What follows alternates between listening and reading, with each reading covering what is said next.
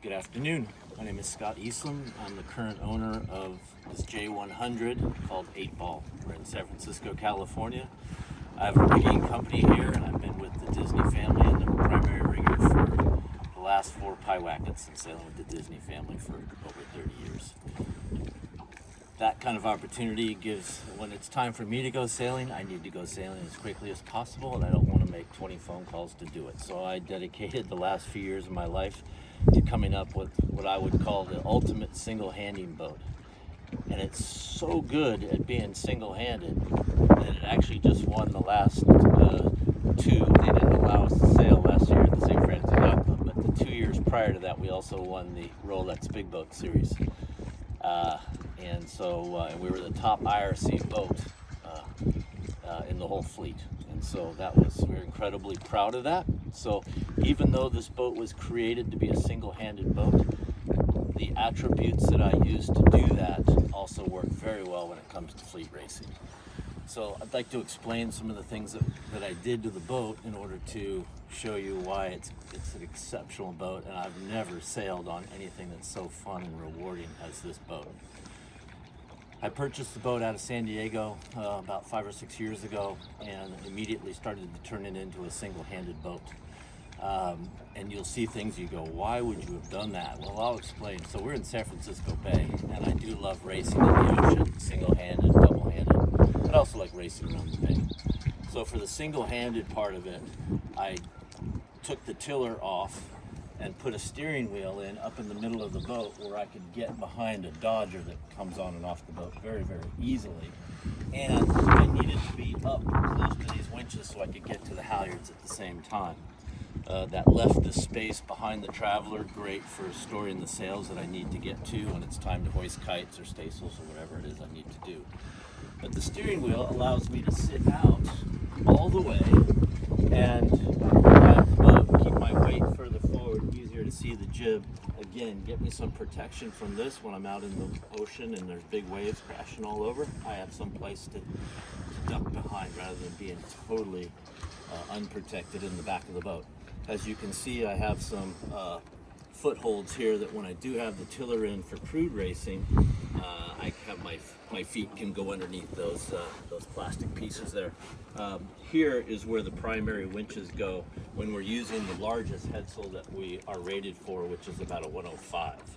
And so I sit in the back, the crew does the middle, this comes out, the plate goes over the floor, and then this part becomes the area for the crew itself. Obviously the Dodger comes off for any kind of fully crewed racing. But for what I do now with the boat, sailing single-handed, I really love the Dodger. So what have I done to this thing to make it really super for single-handing? Well, I electrified the boat. The motor is still in the boat. That's a little Yanmar. But now all the winches are electric. The hydraulic system for the vang, outhaul, and backstay are all push button. I wear a special pair of pants with a pocket right here, so I can push all my buttons right here and make everything happen. And when I say everything happen, the Traveler's gonna move. Here we go. There's the Traveler where there's no block and tackle that you can see, but the Traveler moves back and forth. And of course, I can do this all day long and never get tired. And in San Francisco Bay, you want to have that ability to do that. The main sheet is also electric in and out.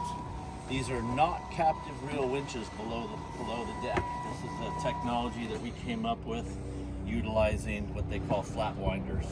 So it's main in, main out, Traveler in, Traveler out.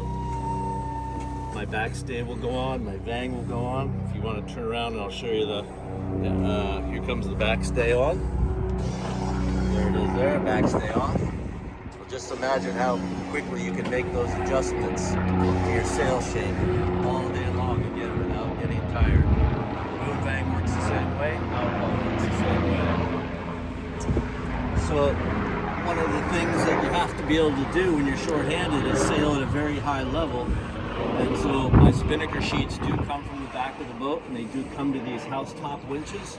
The housetop winches are also electrified. But if you think that's a problem, that when you're trying to trim down wind, So I'll sit here. I'll have the sheet in my hand from the other side. So I'll have a sheet in one hand, wheel in the other, and then I'm pushing this button on the side of the pedestal to make the winches go on the opposite side so I can trim on while I'm sailing. So again, the whole goal is to sail at a very high level by yourself. Now, I elected to go with a jib boom system because of it's so easy, and there's a lot of times when some of the races that we do are non-spinnaker. And so I have a jib boom system that, again, I just push this button here, which will unfurl the jib for me. It's kind of windy right now. And then of course there's jib out. And of course there's jib in. And then there's, obviously I can just make it all go away when I don't want to have it at all. Again, these are not captive reel winches that do this. And so it's a high modulus jib boom, carbon fiber obviously. And we have furlers for our code 0. We have zippers on our spinnakers. And these are all things that I can do by putting halyards and winches and hoisting the sail from the cockpit, not having to run forward to do things. So it is one of the most enjoyable boats I've ever sailed. It is an absolute pleasure to not only win the single-handed divisions in these races, but also correct out on all the double-handed guys at the same time. The double-handed sport boat, which I just did with a race called the Around the Rocks. And so a lot of boats participated, and I was the only single-handed division, but a bunch of us sailed the same course, and we won that overall too, even against the double-handed guys.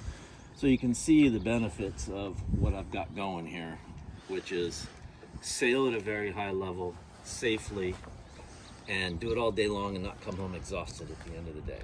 So again, now we didn't ruin the interior. We'll show you the interior in a little bit, but we didn't ruin the interior to do this. It still has a wonderful interior that you can sleep in, whatever you want to do. Everything that we've done is either under the cockpit floor or under the bunks below. So again, we didn't just crush the interior to do what I wanted to do.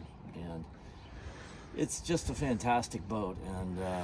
And we've done this whole philosophy to about 6 or 7 other boats here in the Bay Area. And all of them were boats that were owned by guys that were well up into their 80s. And all they wanted to do was keep sailing. They knew that they could not keep sailing the boats that they had. But once I explained to them what we could do for them so that they could do this by themselves and their buddies could push buttons, they came to me wanting to cruise, wanting to go out in the afternoons with their friends. And after doing this to their boat, they came back to me and said, "I can race this, can I?" I said, "Oh, yes, you can." And so we've got 4 or 5 guys out there that are out in their late 80s that are racing in San Francisco Bay, which is a very physical place to race. And they're doing it because they can push buttons all day. And they're just, we extended their sailing careers by, well, they're still going. And all they wanted was, I was asked for 3 to 5 years. And it's their health that will be the limiting factor, not the boat. And physically, the demands are so much less to sail a boat like this than it is a normal boat. And so, love what we've done. Very excited that we got to do it for a bunch of other people. And a bunch of high-profile boats too that are now other parts of the country. And so it's just a wonderful boat, and it's still a J100, but it's the nicest J100 you'll ever sail. Thank you very much.